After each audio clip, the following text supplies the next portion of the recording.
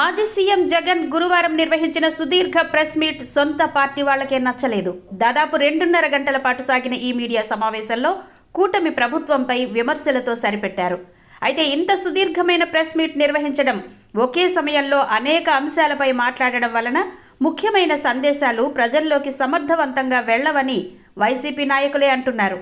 Press మీట్లో జగన్ చాలా ఉద్వేగంగా, సుదీర్ఘంగా మాట్లాడినప్పటికీ రాజకీయ విశ్లేషకులతో పాటు వైసీపీలోని కొంతమంది వ్యూహకర్తలు కూడా ఈ విధానంపై అసంతృప్తి వ్యక్తం చేస్తున్నారు.